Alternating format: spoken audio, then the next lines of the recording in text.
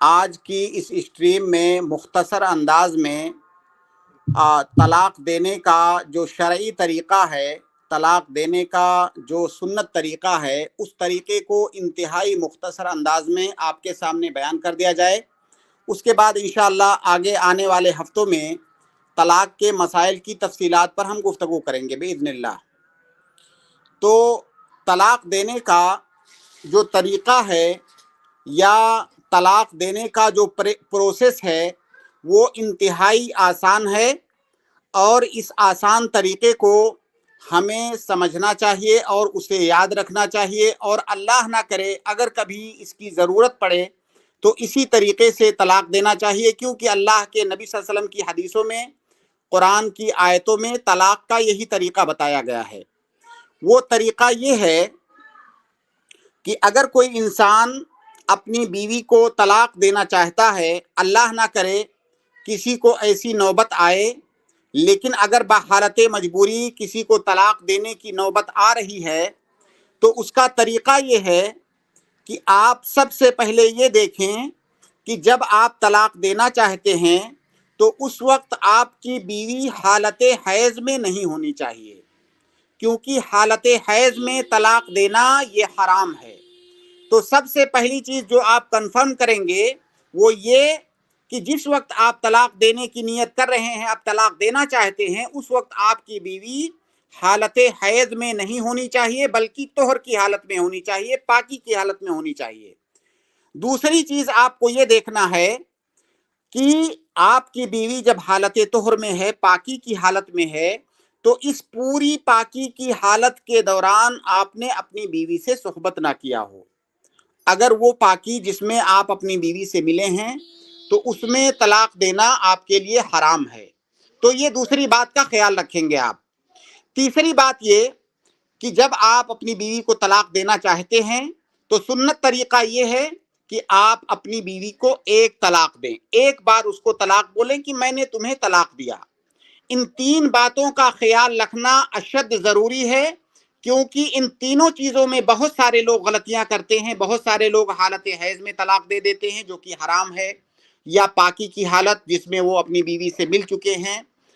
اس میں طلاق دیتے ہیں، یہ بھی حرام ہے۔ یا اپنی بیوی کو ایک ہی بار میں 2 بار 3 بار 4 بار کئی بار وہ طلاق بول دیتے ہیں ایک ہی دفعہ میں، یہ بھی طریقہ حرام ہے۔ تو ان تینوں باتوں کا خیال رکھتے ہوئے اپنی بیوی کو آپ کو ایک طلاق دینا ہے۔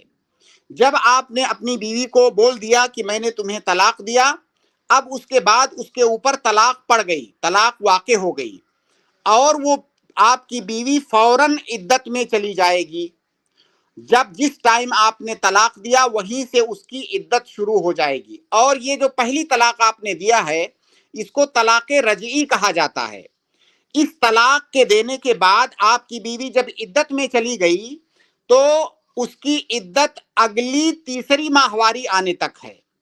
جب آپ نے طلاق دیا ہے اس کے بعد سے جو تیسری ماہواری اس کو آئے گی اور آ کر کے ختم ہو جائے گی، تب اس کی عدت ختم ہوگی اور مکمل طور سے آپ کی زوجیت سے وہ باہر ہو جائے گی۔ اس سے پہلے وہ حالت عدت میں ہے، اور یہ عدت وہ آپ کے پاس رہ کر کے گزارے گی۔ یہ غلطیاں بھی بہت سارے لوگ کرتے ہیں کہ طلاق دینے کے بعد بیوی کو میکے بھیج دیا، یہ غلط ہے، یہ صحیح طریقہ نہیں ہے، یہ حرام ہے۔ بیوی کے اوپر واجب ہے، آپ کے اوپر بھی واجب ہے کہ آپ اس بیوی کو اس عدت کے دوران، جب آپ نے پہلی طلاق دیا ہے، عدت کے دوران آپ اپنے پاس رکھیں، بلکہ اپنے کمرے میں رکھیں، اپنے بیڈ پر رکھیں۔ اور اس کی حکمت یہ بتائی جاتی ہے کہ چونکہ یہ طلاق رجعی ہے، اور جب آپ اپنی بیوی کو اس عدت میں اپنے پاس رکھیں گے تو ہو سکتا ہے جن اختلافات کی وجہ سے آپ نے طلاق دے دیا ہے، ہو سکتا ہے وہ اختلافات ختم ہو جائیں، ہو سکتا ہے آپ دونوں کے درمیان صلح ہو جائے، اس کا بہت زیادہ امکان ہے۔ اور کئی دفعہ کئی کیسز میں ایسا ہوتا ہے کہ اگر شریعت کے مطابق وہ بیوی اپنے شوہر کے پاس رہ کر کے، اس کے گھر میں اس کے بستر پر رہ کر کے عدت گزارتی ہے، تو اس دوران ان کا دونوں کا غصہ ٹھنڈا ہوتا ہے اور دونوں کے درمیان صلح ہو جاتی ہے اور رجوع کی کوئی شکل نکل آتی ہے۔ تو ہماری شریعت اس بات کی حریص ہے کہ آپ کا گھر ٹوٹنے نہ پائے، اسی لیے حکم دیا گیا ہے کہ وہ آپ کے گھر میں رہ کر کے آپ کے ساتھ رہ کر کے عدت گزارے، ہو سکتا ہے رجوع کی کوئی شکل نکل آئے تو وہ عدت آپ کے ساتھ رہ کر کے گزارے گی، آپ کے کمرے میں، آپ کے بستر پہ، یہاں تک کہ بہت سارے علماء نے ذکر کیا ہے کہ ایسی صورت میں عدت میں وہ بیوی اپنے اس شوہر کے لیے جس نے طلاق دیا ہے، ابھی مکمل زوجیت ختم نہیں ہوئی ہے کیونکہ وہ رجعی عدت طلاق کے اندر ہے، عدت میں ہے، وہ اپنے شوہر کے لیے بنے گی، سنورے گی، زیب و زینت کرے گی، ہو سکتا ہے اس کا دل پسیج جائے اور دونوں کے درمیان صلح ہو جائے۔ بہرحال اس پوری عدت کے دوران اس شوہر کو یہ اختیار ہے کہ اپنی بیوی سے وہ رجوع کر سکتا ہے۔ رجوع کا طریقہ یہ ہے کہ اپنی بیوی سے یا تو وہ بول دے کہ میں نے رجوع کیا، یا اس کا دوسرا طریقہ یہ ہے کہ رجوع کی نیت سے اپنی بیوی سے وہ صحبت کر لے، رجوع کی نیت سے تو بھی جو ہے رجعت ہو جائے گی۔ اور آپ یہ یاد رکھیں کہ اس رجوع کرنے میں بیوی کی مرضی کا کوئی دخل نہیں ہے۔ اگر شوہر رجوع کرنا چاہتا ہے تو اسے بیوی کی رضامندی لینے کی، اس کی اجازت لینے کی قطعاً ضرورت نہیں ہے۔ بیوی راضی ہو ناراضی ہو، اگر شوہر چاہتا ہے تو وہ رجوع کر سکتا ہے، بیوی کی مرضی کا یہاں پر کوئی دخل نہیں ہے۔ اگر اس نے مان لیجئے رجوع کر لیا،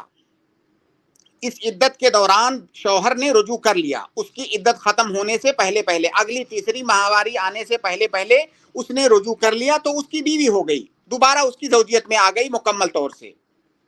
اگر اس نے رجعت نہیں کیا، رجوع نہیں کیا اور وہ عدت گزر گئی،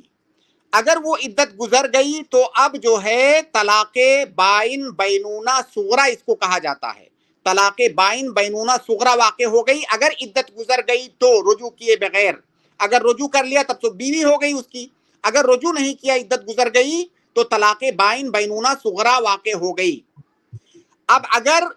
بغیر رجوع کے عدت گزر گئی اور طلاق بائن ہو گئی،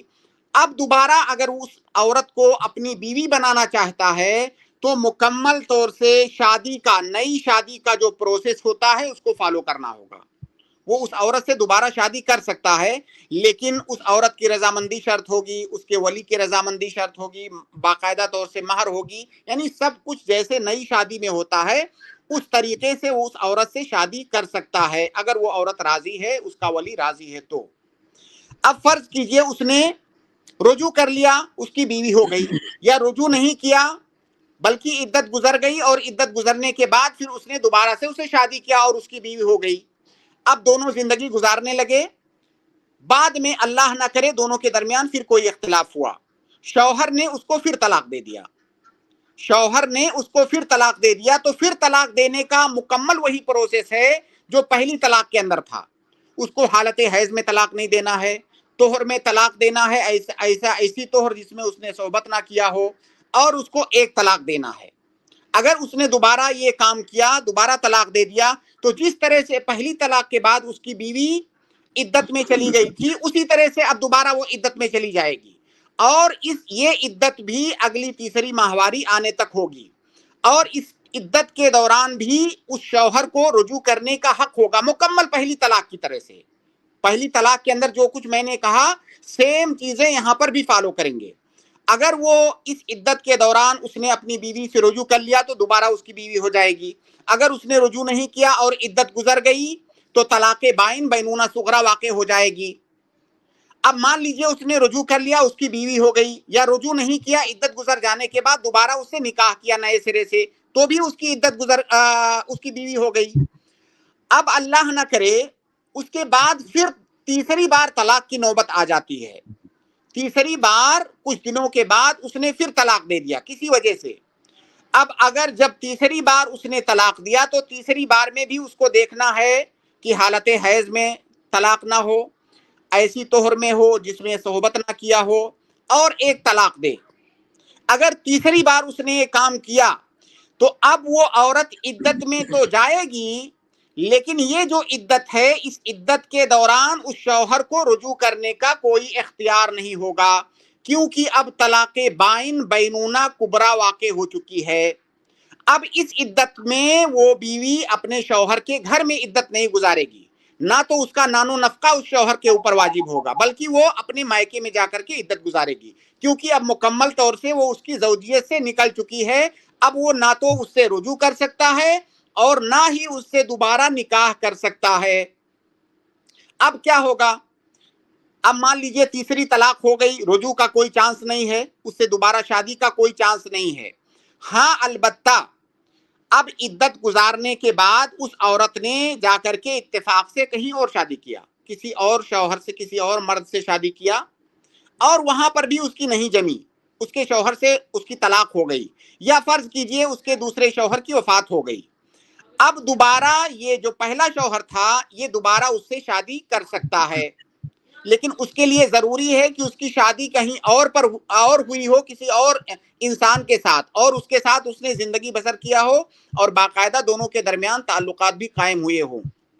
لیکن یہاں پر یہ یاد رکھیں کہ اگر وہ فقط اس نیت سے کہیں جا کر کے شادی کرتی ہے کہ وہاں سے طلاق لے کر کے پہلے شوہر کے لیے مجھے حلال ہونا ہے، تو اس کو حلالہ کہا جاتا ہے، یہ جائز نہیں ہے۔ یہ شادی اتفاقیہ ہونی چاہیے، ایسا نہ ہو کہ باقاعدہ پلان کے تحت ہونا چاہیے، اور حلالہ پر انشاءاللہ ہم کسی اور اسٹریم میں بات کریں گے۔ تو بہرحال یہ طلاق کا مختصر طور سے طلاق کا پروسیس ہے۔ اگر کوئی طلاق دے رہا ہے اور چاہتا ہے کہ سنت طریقے سے طلاق دے تو اسی پروسیس کو اسے فالو کرنا ہے، اس طرح سے اس کی بیوی کے اوپر طلاق واقع ہو جائے گی۔ اب اس کے اندر اس پروسیس کے دوران بھی کئی سارے مسائل ہیں، تفصیلی مسائل، ایک ایک کر کے ہم انشاءاللہ ان پر آگے آنے والی اسٹریمز کے اندر ہم انشاءاللہ سب پر بات کریں گے، لیکن مختصر انداز میں طلاق دینے کا یہ اسلامی اور شرعی طریقہ ہے۔